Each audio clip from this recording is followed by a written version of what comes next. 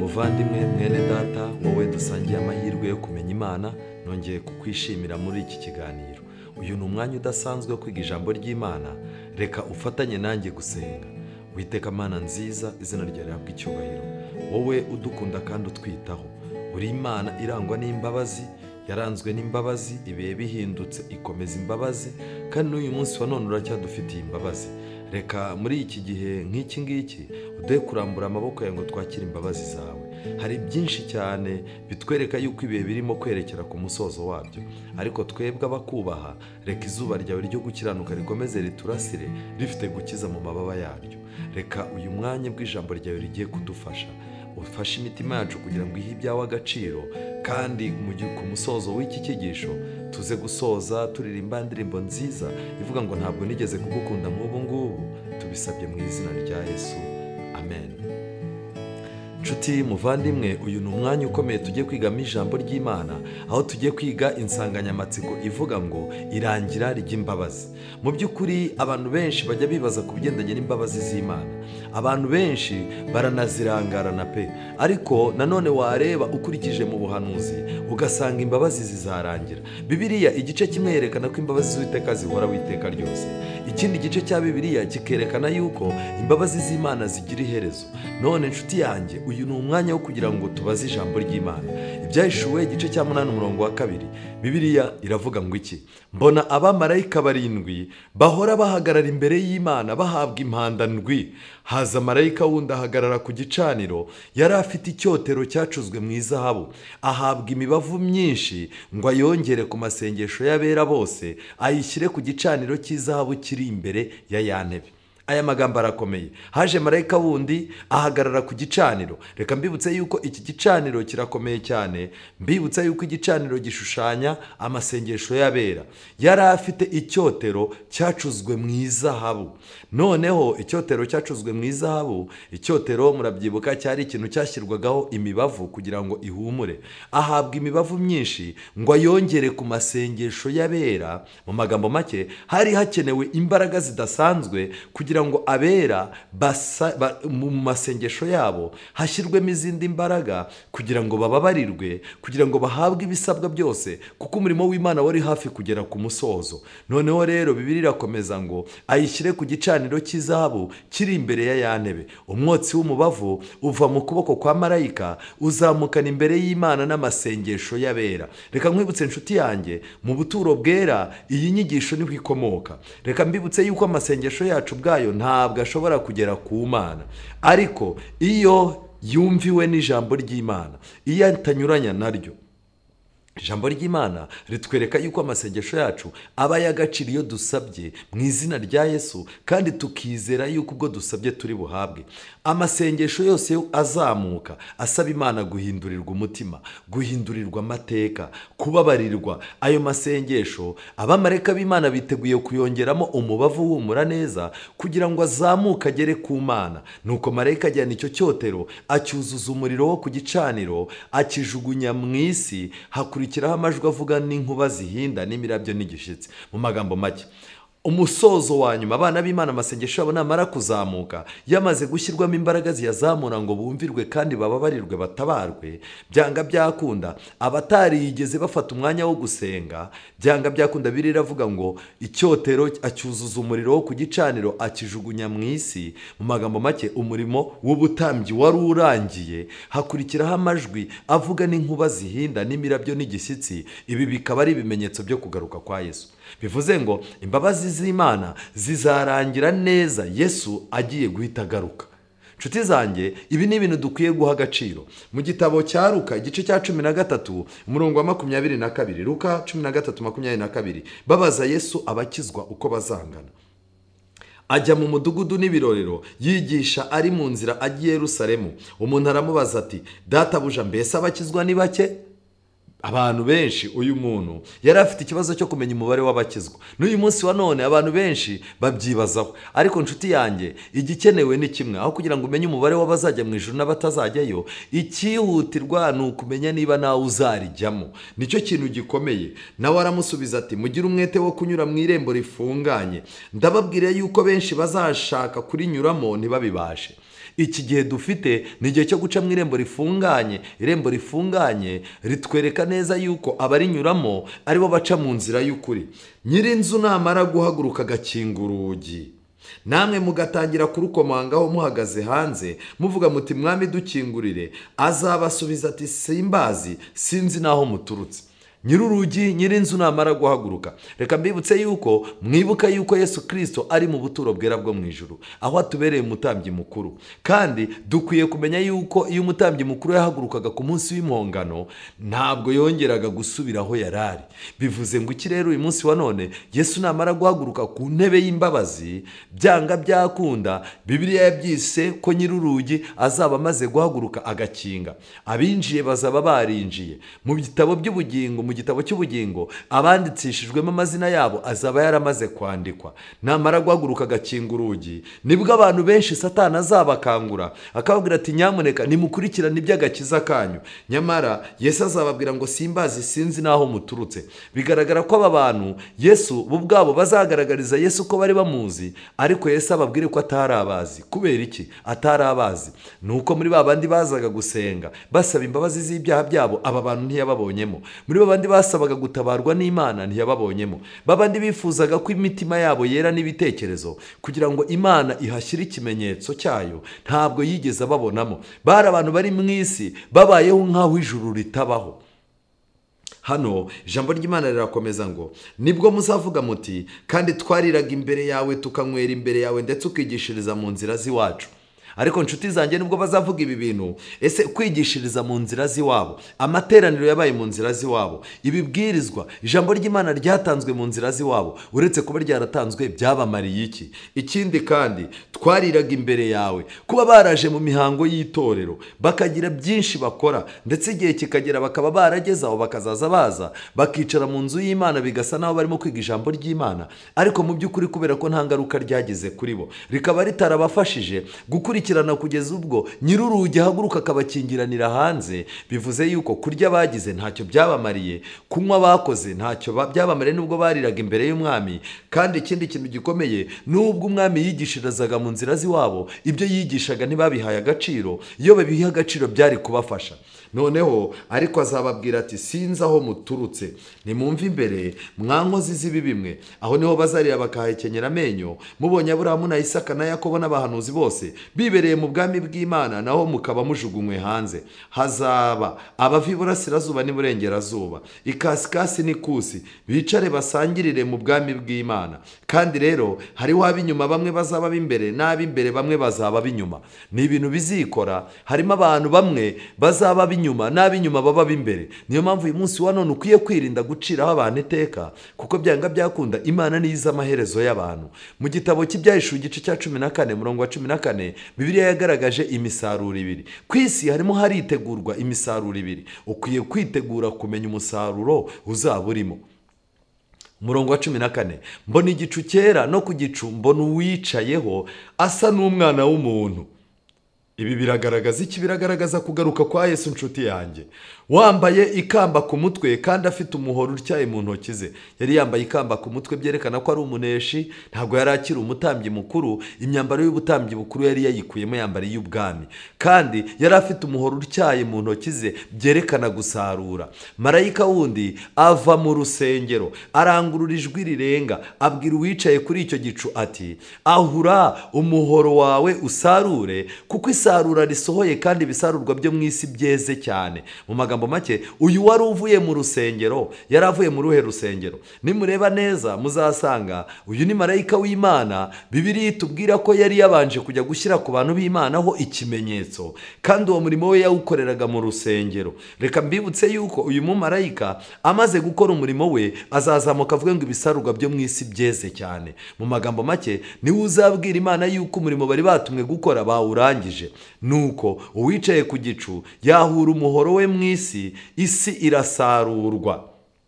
ubwo ni ubwa mbere isi irasaruwe. uyu musaruro ntabwo uvuzweho ibintu byinshi, ariko uyu mumarayika ukomeye avuye mu rusengero. bigaragara yuko yaba Ezekiyeli igice cya 7 n'icya 8 n'icya 9, yaba ibyahishuwe igice cya 7, ibi biraduha kumenya uyu mumarayika uwo ari we. ariko noneho nyuma yaho marayika wundi ava muri rwa rusengero rwo mu ijuru, nawe afite umuhoro utyaye. hakurikiraho uwundi uvuye mu gicaniro, ari we mutware w'umuriro. nuvuga ngo undi mumarayika ushinzwe ibigendanye n'umuriro nawe yaragize, araje arangurura ijwi, abwira wa marayika wundi ufite umuhoro utyaye ati, ahura umuhoro wawe utyaye, uce amaseri yo ku muzabibu w'isi, kuko inzabibu zawo zinetse.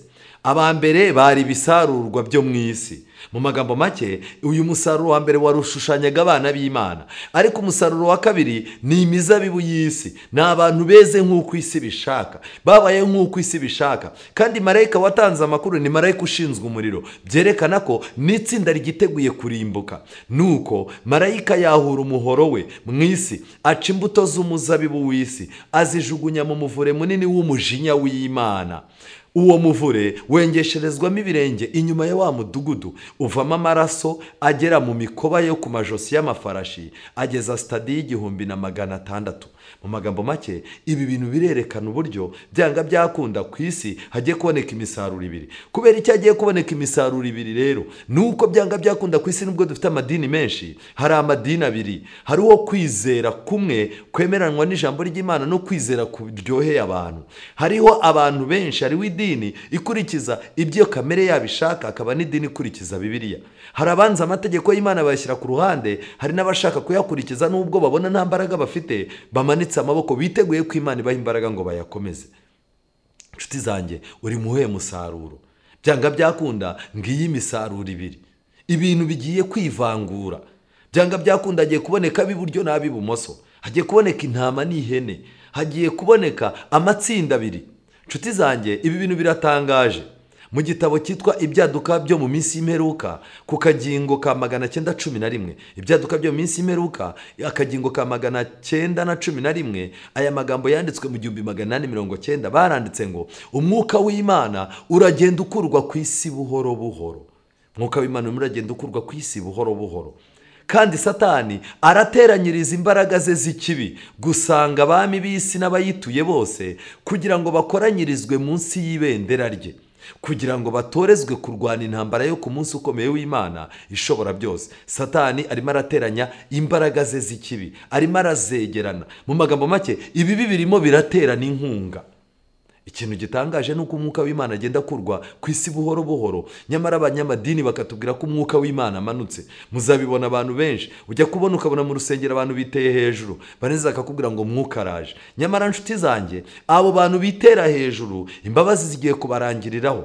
benshi muri bo ni ibisambo, abandi ni abanyenzangano, bagendera ku moko. bamwe barwanira ishyaka ubuhutu bwabo, abandi bakarwanira ishyaka ubututsi bwabo. bamwe usanga badashobora gushyikirana n'umukene uwo ari we wese, abandi bagashyikirana bitewe n'iwabo aho bavuka. reka nkubwire yuko byanga byakunda mwuka w'Imana arimo arakurwa mu nsengero nyinshi, nubwo abantu barimo kugenda babeshya. Itangiriro igice cya 6:3, Bibiliya iravuga ngo Uwiteka aravuga ati, umwuka wanjye ntazahora aruhanya n'abantu iteka ryose, kuko ari abantu b'umubiri. n'uyu munsi mwuka w'Imana ntabwo azakomeza kugira gute kuruhanya natwe. ijambo ry'Imana riravugwa, ntaryo twumvira. abantu b'Imana batugira inama ntituzikurikiza, kandi byanga byakunda icyaha kimwe turimo turakivamo twinjira mu kindi, ndetse twamaze kubigira nk'amazi, tubigotomera nk'abanywa amazi.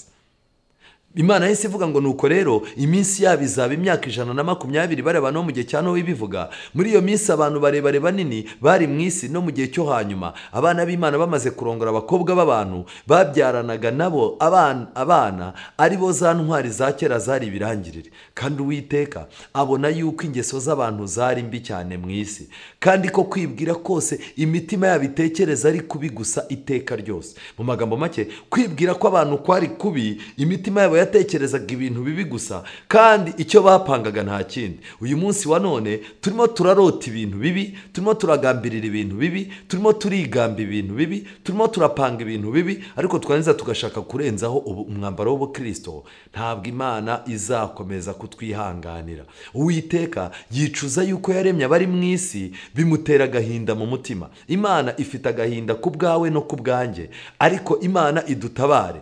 Muri cya gitabo cyitwa ibyigisho minsi y'imperuka ku kagingo ka 883 baranditse ngo muri Bibiliya yose Imana ntigaragazwa nk'ifite imbabazi n'ubugwaneza gusa, ahubwo nanone igaragara nk'Imana itavuguruzwa kandi ntibogame. Mu magambo make, Imana ntabwo izakomeza kurebera, ntabwo izakomeza kwitegereza ibintu bipfa. Oya, igiye gufata umwanzuro. Imbabazi z'Uwiteka zihora witeka ryose kuba mwubaha, ariko kuba atamwubaha akaga kabari imbere.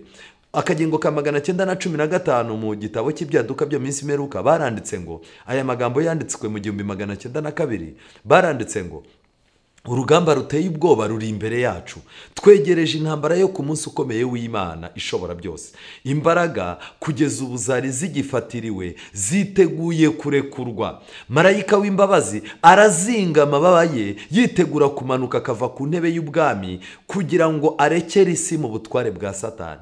Marayika w'imbabazi arimo arazinga amababa, kandi arimo arazinga amababa ntabwo ari ku bindi, arazinga amababa ku mpamvu zawe nanjye. Nshuti zanjye, iki ni igihe cyo kuha agaciro umusaraba wa Yesu, kandi tukakira imbabazi z'Imana. Turahamagarirwa kwihana, tugatandukana n'ikibi n'igisa nacyo. Ndasaba Imana ngo igire icyo ikora muri njye nk'uko ikeneye kugira icyo ikora muri wowe. Ubushobozi n'imbaraga z'isi biri mu myigaragambyo ishaririye yo kwivumburira Imana nyir'ijuru. Yaba abantu, yaba ibintu, yaba imbaraga zose z'isi zirimo zirafatanyiriza hamwe kwivumburira Imana.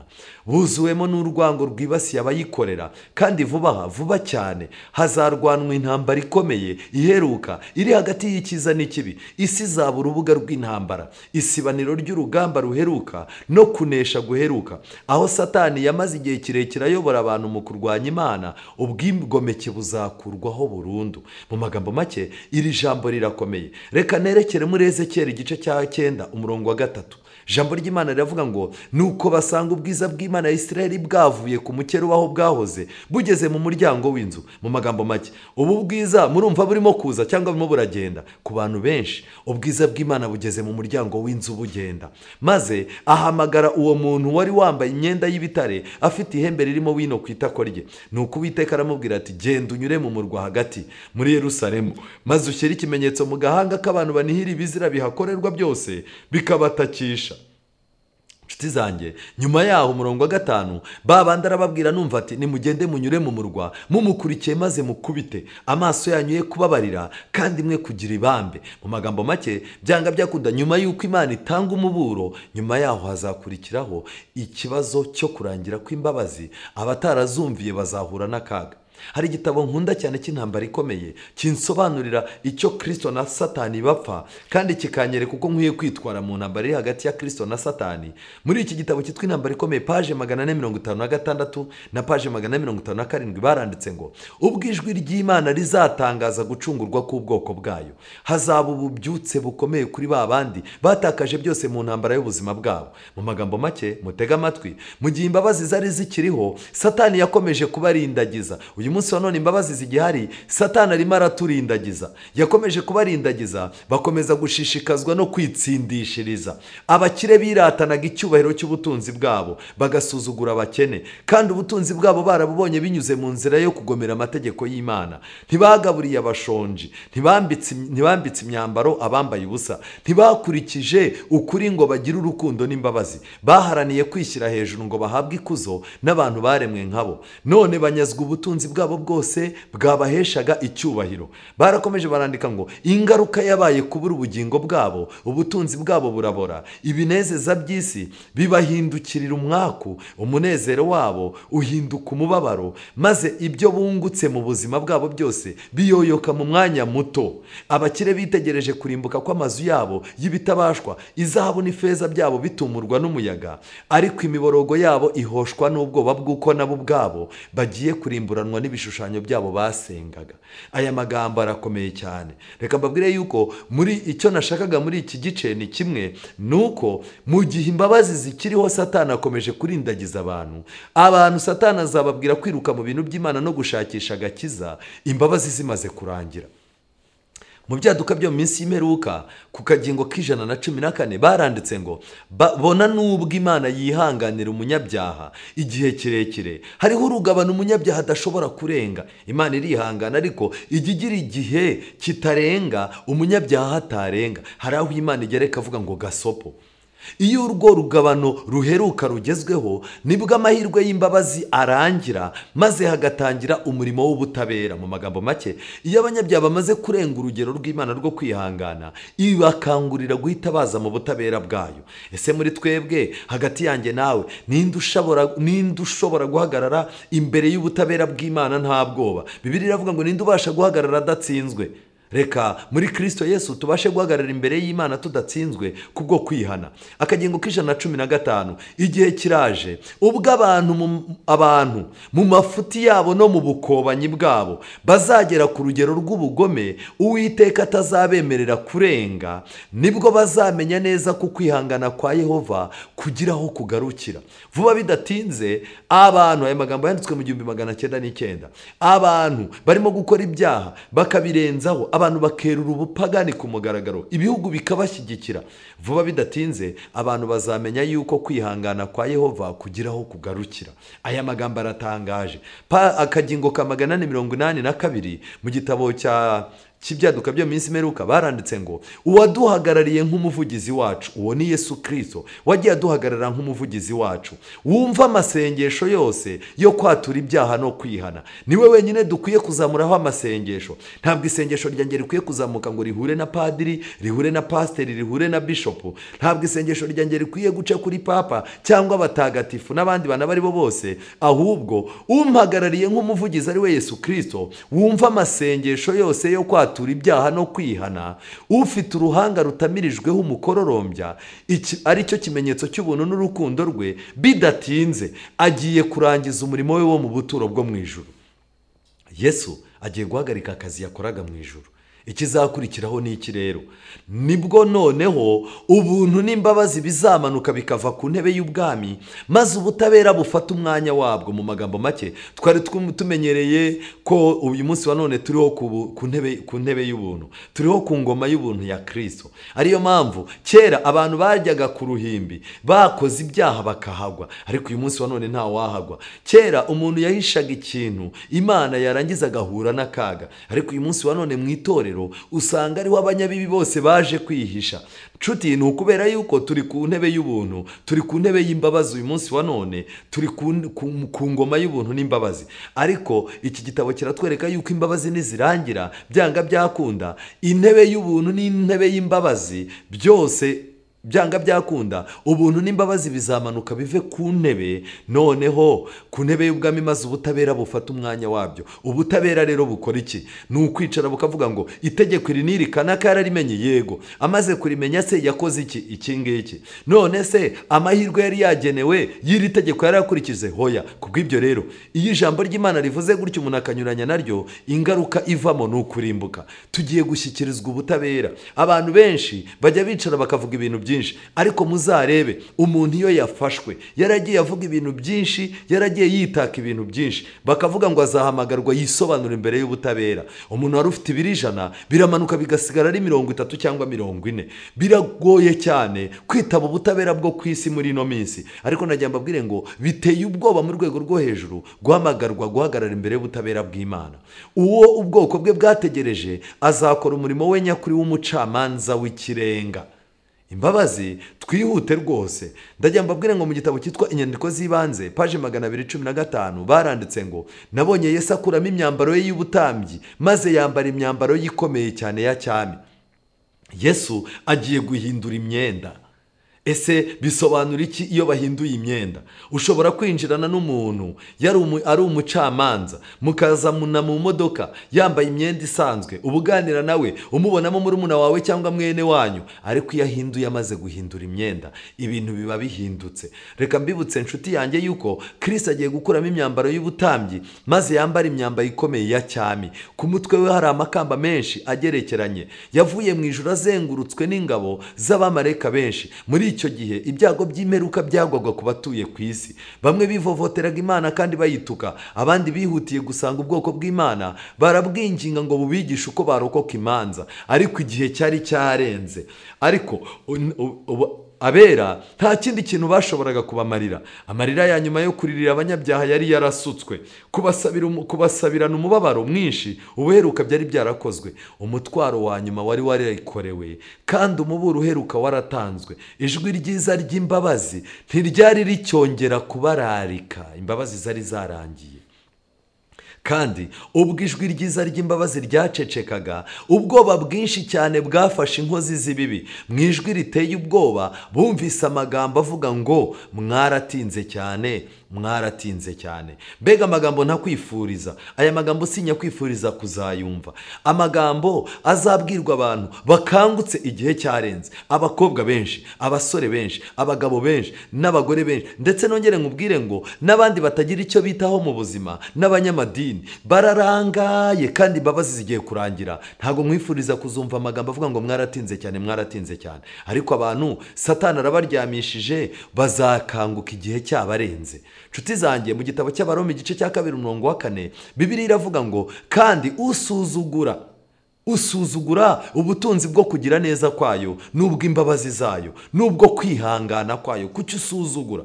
Abantu uyu munsi wa none barimo barasuzugura ubutunzi bw'Imana, barimo barasuzugura kugira neza kwayo, barimo barasuzugura imbabazi zayo, barimo barasuzugura kwihangana kwayo. Bibiliya irakomeza ngo ntuzi yuko kugira neza kw'Imana ariko kukurehereza kwihana? Ariko kuko ufite umutima unangiye utihana, wirindirije umujinya uzaba ku munsi w'uburakari. Abantu bafite umutima unangiye, uwo mutima ukababuza kwihana, bamenye yuko nta kindi, umujinya w'Imana ni ubategereje. Ubwo amateka y'ukuri y'Imana azahishurwa, kuko Imana izitura umuntu wese bikwiriye ibyo yakoze. Abashaka ubwiza n'icyubahiro no kudapfa rero babishakisha ibyiza badacogora, Imana izabitura ubugingo buhoraho.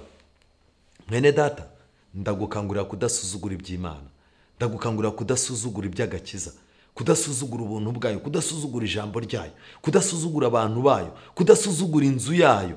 Ndagukangurira kudasuzugura amahame y'Imana. Kandi ikindi nagira ngo ubwire nuko byanga byakunda, umuntu wese ufite umutima unangiye imbere hano Satani akaba yakunangiye, azafungura umutima wawe ijuru ryo ryamaze gukinga urugi rw'imbabazi. Imana ikubabarire kandi Imana ikurebe neza, igufashe. Iki ni igihe cyo kwegera Kristo mu gihe kiri ku ntebe y'imbabazi, kugira ngo tumwerurire ibyacu byose, twambare ubusa imbere ya muganga wacu, tumwere kuko turwaye, kugira ngo atuvure. Byanga byakunda, ndakwifuriza amahoro, ndakwifuriza kugubwa neza, nkwifuriza kuzahagarara imbere y'Imana udatsinzwe, uririmba indirimbo yo kunesha. Niryo sengesho ryanjye, ariko nawe bikwiye kuba icyifuzo cyawe, mu izina rya Yesu, amen. Witeka Mana nziza, izina ryawe rihabwe icyubahiro. Twongeye kugushimira uburyo udukunda. Imbabazi zawe zagaragariye muri Kristo i Karuvari, wakomeje kuzigaragariza mu bantu bagiye baguhagararira. Uyu munsi wa none imbabazi zawe turazibona. Kuba turya, tukaryama, tukanezerwa, tugatekana, ibyo bintu ntago bikwiye kutwibagiza yuko mu ijuru uri ku murimo. Abagize amahirwe yo kuzamura ibitekerezo byabo, bakazamura amasengesho yabo basaba kubabarirwa, barimo barabibuhabwa. Abarimo gusaba guhindurirwa amateka barimo barabihabwa. Abamarayika b'Imana barimo baramanuka bazamuka batanga raporo ya nyuma. Ariko abantu benshi Satani yabashyize mu buhumyi. Ndakwinginze ngo duhumure amaso kugira ngo turebe aho ibihe bigeze, kandi imitima yacu uyifungurire kugira ngo yakire imbabazi zawe. Umwana wawe ukurikira iki cyigisho umukorere ibirenze ibyo namenya, kandi amasezerano yawe y'imbabazi asorezwe kuri wowe. reka uyu mwanya wa none abana bawe banezezwe nuko uyu munsi ku ntebe y'ubuntu n'imbabazi ukibatekereza, ariko nanone bamenye yuko intebe y'ubuntu n'imbabazi ubutabera buri hafi kwimikwa. Uduhe kugira ngo amategeko yawe akorere muri twe, twirinde kunyuranya n'ijambo ryawe. Wadukorera byinshi, reka Mwuka Wera duhe kwihana nk'uko ukeneye, mu izina rya Yesu.